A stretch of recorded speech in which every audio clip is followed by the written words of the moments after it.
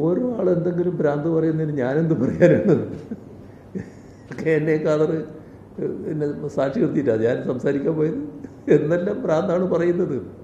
ഓരോരുത്തർ ഇപ്പോൾ എന്താണെന്നറിയോ, നിങ്ങൾ കാണേണ്ടത് ഓരോ ആളെയും സംബന്ധിച്ച് തെറ്റായ പ്രചരണങ്ങൾ നടത്താനാണ്.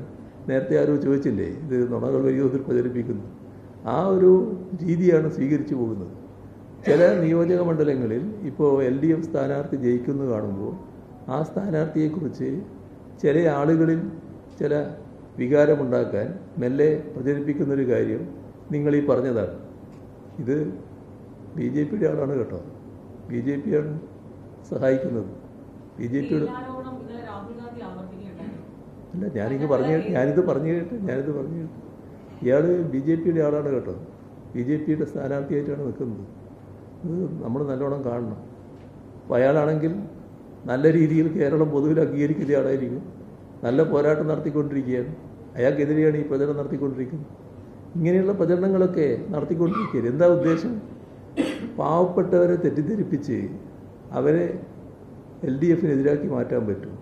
ഒരുപാട് ആളുകൾ LDFനെ അനുകൂലിക്കുന്നുണ്ട്. അതിൻ്റെ ഭാഗമായിട്ടാണ് ഇത് സംഭവിക്കുന്നത്. അതാണ് നാം കാണേണ്ടത്.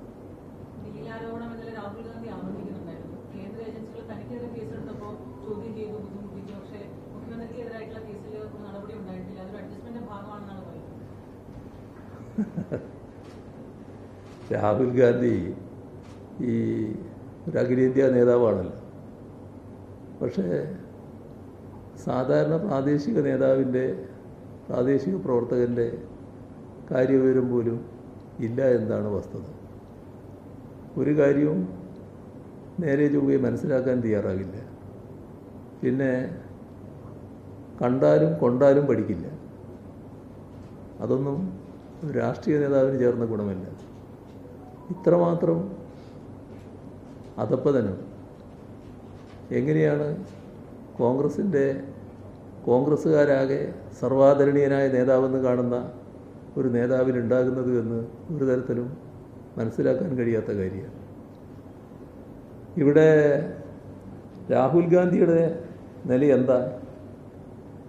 രാഹുൽ ഗാന്ധിയും ഇന്ത്യയിലെ കോൺഗ്രസും രാജ്യത്തെ BJPയുടെ B ടീമായിട്ടാണ് പ്രവർത്തിക്കുന്നത്.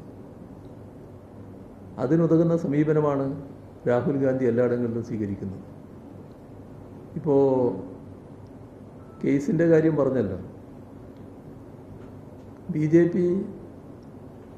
ഇതര കക്ഷികൾക്കെതിരെ ഒട്ടേറെ കേസുകൾ എടുത്തിട്ടുണ്ട്, വേട്ടയാടിയിട്ടുണ്ട്. പ്രതിപക്ഷ പാർട്ടികൾ വേട്ടയാടപ്പെട്ടിട്ടുണ്ട്. ആ ഘട്ടത്തിൽ ഡൽഹിയെപ്പറ്റി അറിയാലോ.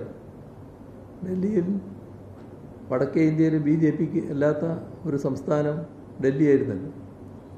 ആ ഡൽഹിയിൽ കെജ്രിവാൾ മുഖ്യമന്ത്രി, അദ്ദേഹത്തിൻ്റെ മന്ത്രിസഭയിൽപ്പെട്ടൊരു മന്ത്രിയെ അറസ്റ്റ് ചെയ്യുന്നു.